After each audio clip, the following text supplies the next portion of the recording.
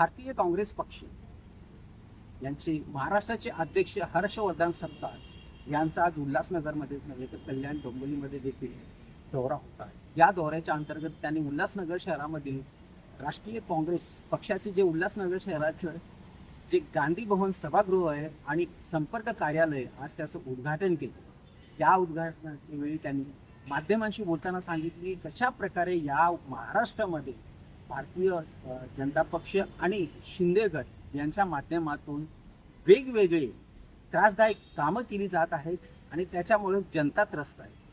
अशातच येणाऱ्या महानगरपालिकेच्या निवडणुकीमध्ये रोहित साळवे यांच्या नेतृत्वाखाली उल्हासनगर शहरामध्ये महानगरपालिकेमध्ये अनेक नगरसेवक निवडून देण्यासाठी त्यांनी आव्हान देखील केलेलं आहे। सोबतच नागरिकांना त्यांनी सांगितले कशा प्रकारे हे सत्ता पक्ष जो आहे हा विरोधी पक्ष संपुष्टात काढत आहे, त्यामुळे कुठलाही विरोधी पक्ष आता राहणार नाही अशी देखील वाच्यता करणारे खासदार श्रीकांत शिंदे यांच्यावर देखील त्यांनी तोफ डागली। सोबतच त्यांनी अनेक विरोधकांच्यावरती तोफ डागताना सांगितले की येणाऱ्या काळामध्ये सत्ता ही महाविकास आघाडी यांचीच होणार आहे। निश्चित येणाऱ्या काळात काँग्रेसकडे मोठ्या प्रमाणावर जनमत हे वळत आहे आणि आज या दौऱ्याच्या अनुषंगानं इथला उत्साह आणि या ठिकाणी काँग्रेस पुनर्जीवित करण्याच्या अनुषंगानं कार्यकर्ते मोठ्या संख्येने सहभागी झाले होते आणि सोबतच नागरिकांच्या समस्या या देखील मोठ्या प्रमाणात आल्या।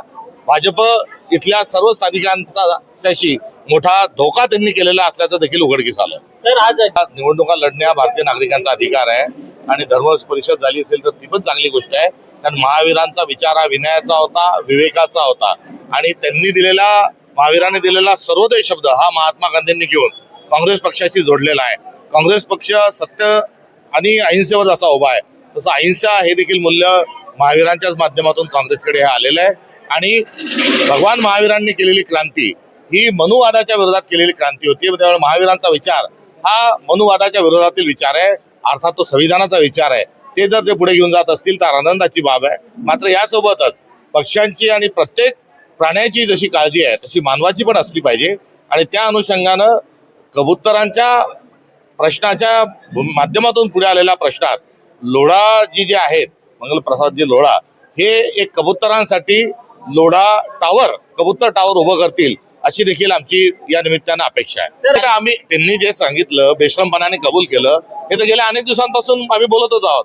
कर्नाटक मधून, तेलंगणा मध्य प्रदेश मधून आणि मुंबईत गुजरात मधून आणून मतदान करून हे निवडून आलेले हे वोट चोर आहेत। आम्ही निरीक्षक त्या ठिकाणी नेमलेले आहेत। निरीक्षकांच्या माध्यमातून तिथे निर्णय होईल आणि कुठल्याही प्रकारचा तणाव त्या ठिकाणी राहणार। त्या कोसगाव परिसरात तुमचा बालेकिल्ला आहे काँग्रेसचा, त्या कोसगाव परिसरामध्ये देखील काँग्रेसमध्ये दुफळी असल्याचं पाहायला मिळतं। कुठेही दुफळी असण्याचं काही कारण नाही। राजकीय महत्वाकांक्षा आमच्या कार्यकर्त्यांना आहे, त्या स्वागतार्ह आहे। मात्र निवडणूक एका दिलाने आम्ही सर्वजण मिळून लढू, प्रयत्न केला जाईल। एका दिलाने आम्ही निश्चित लढू। सर्व अलबेल आमच्या पक्षात आहे, अजिबात चिंता करण्याची गरज नाही। राहुल गांधींच्या नेतृत्वात संपूर्ण भारतात काँग्रेस मजबूत करायची आहे आणि त्यामध्ये उल्हासनगरही मागे पडणार नाही हा विश्वास आहे। राहुल गांधींनी यापूर्वी फोडलेले जे बॉम्ब आहेत हे जितके असरदार राहिलेले आहेत, आपण सर्वजण माध्यम असतील, नागरिक असतील, राजकीय पक्ष असू, निवडणूक आयोगाला फ्री अँड फेअर इलेक्शन घेण्याच्या अनुषंगानं आपण सर्वजण दबाव आणू। कारण राहुल गांधींनी फोडलेले बॉम्ब हे पक्षीय भूमिकेतून नाही तर लोकशाही वाचवण्याच्या भूमिकेतून आहे। त्यामुळे या आधीचाच त्यांचा जो अभ्यास आहे हा पुरेसा आहे। येता अवकाश राहुल गांधी या संदर्भात अधिक माहिती दिवसेंदिवस वेळोवेळी देतच राहणार आहे। राज्य निवडणूक आयोगाची देखील आपण भेट घेणार हो, राज्य निवडणूक आम्ही याच्यापूर्वी पण 10 वेळेस भेट घेतली, पुन्हा भेट घेणार आहोत आणि मतदार याद्या ज्या आहेत त्या दुरुस्त करण्याच्या प्रक्रियेमध्ये आम्ही ज्या होत असणाऱ्या गलथान कारभार आहे तो त्यांच्यापर्यंत नोंदवणार आहोत। थँक्यू।